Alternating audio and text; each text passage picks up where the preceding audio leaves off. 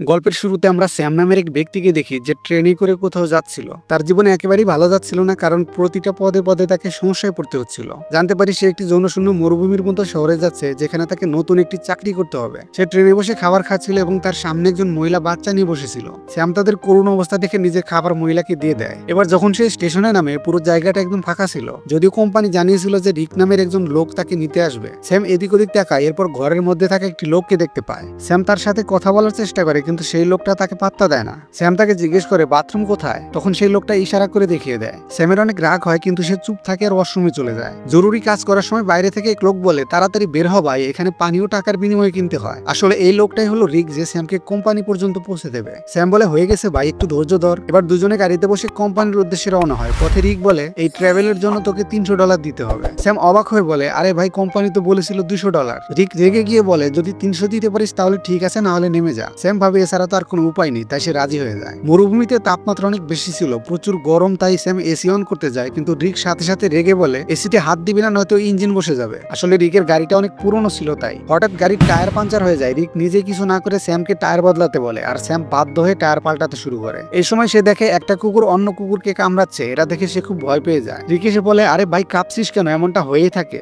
এরপর সে আহত কুকুরকে নিজেই মেরে ফেলে যাতে আর কষ্ট না পায়। স্যাম অনেক কষ্টে টায়ার বদলায়, তারপর দুজন আবার গাড়িতে বসে। রাতে তেল নেওয়ার জন্য গাড়ি থামায় এবং সেখানেই রাত কাটানোর চিন্তা করে, আর দুজনে কাঠ জড়ো করে আগুন জ্বালায়। রিক জিজ্ঞেস করে তুই এত দূরে কোম্পানিতে কেন যাচ্ছিস? স্যাম বলে কি বলবো ভাই, জীবনটা খুব কষ্টে কাটাচ্ছি। আমি চাই না কার উপর নির্ভর করতে, আর আমার বিশ্বাস যে ওই কোম্পানিতে ভালো একটা চাকরি পেয়ে যাবো। রিক বলে তুই একজন ভালো মানুষ, কিন্তু তুই যেখানে যাচ্ছিস না, সেখানে সবাই রক্ত চুষে নেয়, সহজ সরল লোক সেখানে টিকতে পারে না। স্যাম বলে ঠিক আছে, গিয়ে দেখি কিছু করতে পারি কিনা। পরের দিন আবার যাত্রা শুরু হয়। এবার স্যাম ড্রাইভ করছিল আর রিক ঘুমিয়েছিল। গরম বেশি হওয়ার কারণে স্যাম চুপি চুপি এসি অন করে দেয়, আর কিছুক্ষণ যাওয়ার পর ইঞ্জিন বসে যায়। ঠিক তখনই রিকের ঘুম ভাঙে এবং সে স্যামের উপর রেগে যায়। সে বলে আরে ভাই, তোকে বলেছিলাম না এসিতে হাত দিবি না। এই বলে সে রেগে গাড়ি থেকে বেরিয়ে যায়। স্যামও নেমে রিকের কাছে ক্ষমা চায়, এতে রিকের রাগ আরো বেড়ে যায়। সে বলে চুপ কর, তুই আর কথাই বলিস না। এরপর স্যাম পেশাব করতে যায় এবং সে একটু দূরে গিয়ে একটা চকচকে পাথর দেখতে পায়। কাছে গিয়ে ভালো করে দেখে বুঝতে পারে এটা তো খাঁটি সোনা। সে সঙ্গে সঙ্গে রিককে ডাকে, ওই এদিকে সে দেখতো, আমি স্বপ্ন দেখছি না তো। রিক পাথর দেখে চমকে যায়। সে লাইটার বের করে আগুন জ্বালিয়ে পাথরের দিকে ধরে। সে বলে যদি কালো হয়ে যায় তবে সাধারণ পাথর, নয়তো খাঁটি সোনা। পাথরটা যেমন ছিল তেমনই থাকে, তার মানে কনফার্ম সোনা। এবার দুজনে যন্ত্রপাতি বের করে গর্ত খুঁড়তে শুরু করে যাতে সোনাটা বের করতে পারে। তারা সর্বোচ্চ শক্তি ব্যবহার করে, কিন্তু পাথরটা একটুও নড়াতে পারে না। ওরা দড়ির সাহায্যে সোনাটিকে গাড়ির সঙ্গে বেঁধে টেনে বের করার চেষ্টা করে, কিন্তু সোনাটা অনেক গভীরে ছিল, তাই দড়ি ছিঁড়ে যায়। এরপর দুজনে কাজ চালিয়ে যায়। সারাদিন খনন করতে করতে সন্ধ্যা হয়ে যায়। রিক বলে তাড়াতাড়ি কাঠ জড়ো কর, কারণ আশেপাশে অনেক জঙ্গলি কুকুর ঘুরছে, রাতে আমাদের উপর হামলা করতে পারে। যদি আমরা আগুন জ্বালাই তবে তারা ভয় পেয়ে পালিয়ে যাবে। দুজন কাঠ জড়ো করে আগুন জ্বালায়, খুশিতে গান গায় আর নাচতে থাকে। রিক স্যামকে জড়িয়ে ধরে বলে তোকে আমি এসিওয়ালা নতুন গাড়ি কিনে দেবো। ওরা রাতে বসে প্ল্যান করে। রিক বলে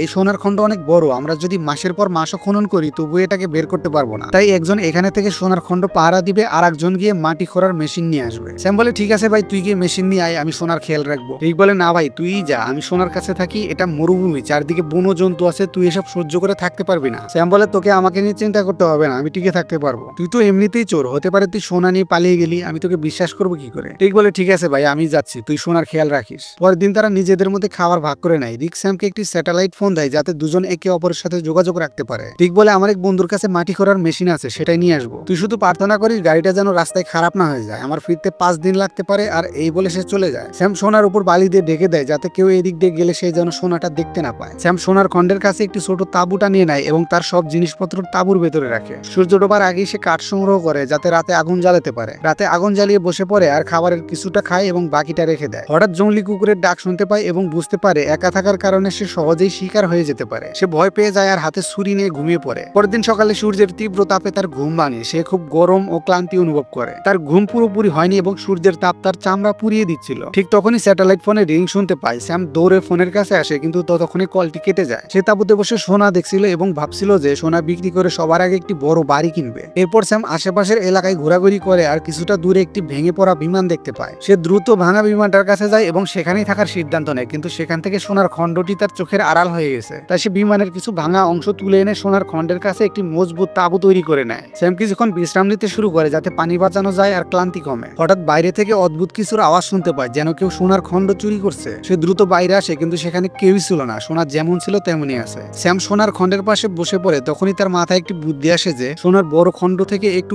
সোনা কেটে নিলে কেমন হয়। স্যাম একটি পাথর তুলে সোনা ভাঙতে শুরু করে এবং সে সোনার একটি বড় সড়ো টুকরো ভাঙতে সফল হয়। হয় আর সে তা থেকে মাটি ঝেড়ে নিজের কাছে রেখে দেয়। এই সময় রিকের ফোন আসে। স্যাম বলে, ও ভাই তুই কোথায়? সূর্যের তাপ আমার অবস্থা খারাপ করে দিচ্ছে। রিক বলে, আরে ইঞ্জিন খারাপ হয়ে গেছে, একটু দেরি হবে। স্যাম বলে, তাড়াতাড়ি করো ভাই, ক্ষুধায় মরে যাবো তো। রিক বলে, আমার আসতে আর কয়েকদিন লাগবে, আর ফোনটা কেটে দেয়। রাতে স্যাম আগুনের সামনে বসেছিল, তখন কুকুরগুলো চারদিক থেকে ডাকতে শুরু করে। স্যাম ভয় পেয়ে যায়, এটা ভেবে যে সব কুকুরগুলো একসাথে আক্রমণ না করে বসে। সে হাতে জ্বলন্ত কাঠ নিয়ে ভয় দেখায় যাতে কুকুরগুলো পালিয়ে যায়। কুকুরের ভয়ে সে সারা রাত জেগে থাকে। সকাল হয়, সে ঘুমাতে চায় কিন্তু সূর্যের তাপে তার চামড়া ঝলসে যাচ্ছিল। সে ব্যথায় ঘুমাতে পারে না। সে পানি পান করতে যায় কিন্তু পানিও খুব কমই অবশিষ্ট ছিল। এক সময় সে দেখতে পায় যে একটি সাপ তার দিকে আসছে। সে সাপটিকে মারার চেষ্টা করে যাতে খেতে পারে, কারণ খাবারও প্রায় শেষ হয়ে এসেছিল। কিন্তু সাপটিকে মারতে গিয়ে পানির বোতল পড়ে যায় আর সামান্য পানি অবশিষ্ট থাকে। তারপর সে আবার ভাঙা বিমানের এলাকায় যায়, এই আশা করে যে হয়তো কিছু খাবার বা পানি পাওয়া যেতে পারে। তখনই সে দেখে দূর থেকে একজন মানুষ তার দিকে আসতেছে। সে দ্রুত বিমানের ভেতর গিয়ে লুকিয়ে পড়ে, কিন্তু সেই লোকটি বিমানের কাছে এসে স্যামকে বাইরে আসতে বলে। কাছে আসলে বুঝতে পারে যে সে আসলে একটি মেয়ে। সে স্যামের সাথে কথা বলতে চায় কিন্তু স্যাম তার সাথে কথা বলতে রাজি হয় না। মেয়েটি জিজ্ঞেস করে, তুমি এখানে কি করছো আর এই জায়গাটাই কেন বেছে নিলে? স্যাম কিছুই বলে না, শুধু চুপ থাকে। কিছুক্ষণ পর স্যাম মেয়েটিকে বলে, তুমি এই বিমানে থাকতে পারো, এবং সে নিজে এখান থেকে চলে যায়। মেয়েটি বলে, তুমি আমার কাছ থেকে কিছু একটা লুকাচ্ছ। সে স্যামের পিছন পিছন হাঁটতে শুরু করে এবং তার সাথে তার তাঁবু পর্যন্ত এসে পৌঁছায়। সে বারবার স্যামকে জিজ্ঞেস করে, তুমি এখানে কিভাবে এলে? এবার স্যাম ঘাবড়ে যায়। সে ভাবে যে এই মেয়েটি সোনা দেখার আগেই তাকে যে কোনো উপায়ে এখান থেকে তাড়িয়ে দিতে হবে। স্যাম মেয়েটিকে বলে, তুমি কেন আমার পিছনে পড়ে আসো? এখানে তোমার কোনো দরকার নেই, তুমি এখান থেকে চলে যাও। মেয়েটি বলে, যতক্ষণ না আমি জানতে পারছি কেন তুমি আমাকে এখান থেকে তাড়ানোর চেষ্টা করছো ততক্ষণ আমি যাবো না। নিশ্চয়ই তোমার এখানে থাকার পেছনে কোনো গোপন রহস্য লুকিয়েছে। ঠিক সেই সময় তার চোখ পড়ে সোনার উপর। সে বলে, ওহো,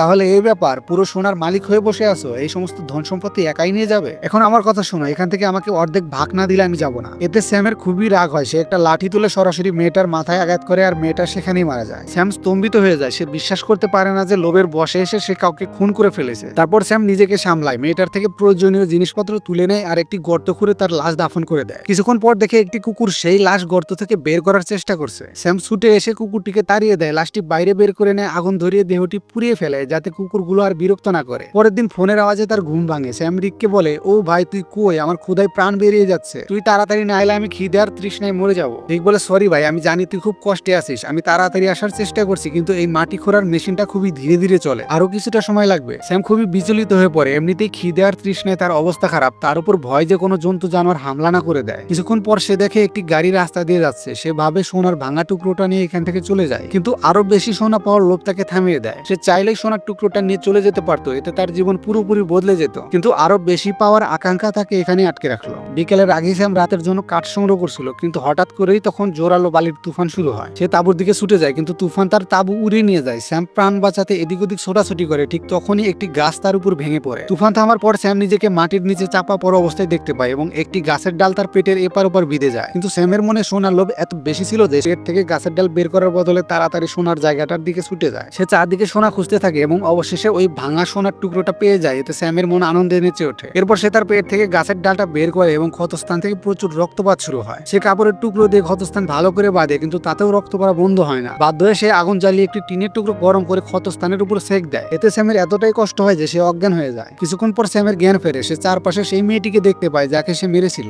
এবার তার মাথা খারাপ হতে শুরু করে। সে বুঝতে পারে না যে এটা সত্যি নাকি ভ্রম। ঠিক তখনই রিকের কলে ফোন বেজে ওঠে। স্যাম চিৎকার করে বলে, আরে ভাই, এই মেয়েটা সব দিকে দেখা যাচ্ছে। রিক বলে, কোন মেয়ে? খেয়াল রাখিস যেন কেউ সোনার কথা জানতে না পারে, আর যদি কেউ জেনেই থাকে তবে তাকে মেরে ফেলবি। কিন্তু স্যামের অবস্থা এত খারাপ ছিল যে সে কাউকে মারা তো দূরের কথা, সে নিজের পায়ে সোজা হয়ে দাঁড়াতেও পারছিল না। সে মাটিতে হামাগুড়ি দিয়ে চলছিল, এমনকি স্যামের কথার জবাব দেওয়ার শক্তিও তার নেই। হঠাৎ সেই মেয়েটিকে সামনে দাঁড়িয়ে থাকতে দেখে, কিন্তু এবার তার মুখে কোনো আঘাতের চিহ্ন ছিল না। মেয়েটা তাকে পানি পান করে এবং সাহায্য করতে চায়, কিন্তু সোনা পাওয়ার লোভে স্যাম এতটাই অন্ধ হয়ে গিয়েছিল যে সে সাহায্য নিতে অস্বীকার করে। স্যাম ভয়ে ভয়ে বলে, আমি তোমাকে মেরে ফেলেছিলাম, আমার থেকে দূরে থাকো। মেয়েটা বলে, তুমি শুধু এইটুকু জানাও যে আমার যমজ বোন এদিক দিয়ে গিয়েছিল কিনা। তখন স্যাম নিশ্চিত হয় যে এটা কোনো ভ্রম নয়, বরং এটা তো তারই বোন যাকে সে মেরেছিল। স্যাম বলে, না, আমি কাউকে দেখিনি, তুমি এখান থেকে চলে যাও। এরপর সেই মেয়েটি সেখান থেকে চলে যায়। কিছুক্ষণ পর জঙ্গলি কুকুরগুলো তার কাছে আসতে শুরু করে এবং তাকে চারদিক থেকে ঘিরে ধরে। স্যাম সঙ্গে সঙ্গে রিককে ফোন করে। সে রিককে জিজ্ঞেস করে, তুমি কোথায়? তাড়াতাড়ি এসো, না হলে এই কুকুরগুলো আমাকে মেরে ফেলবে। সে কাঁদতে কাঁদতে রিককে অনুরোধ করে, প্লিজ তাড়াতাড়ি এসো ভাই, আমি মরতে চলেছি। ঠিক বলে, দাঁড়া, আমি প্রায় পৌঁছেই গেছি। ঠিক তখনই কুকুরগুলো তার উপর আক্রমণ করে এবং এক এক করে সবাই তাকে কামড়াতে শুরু করে। এখানে আমরা দেখি যে রিক দূরে বসে দূরবীন দিয়ে সবকিছু দেখছিল।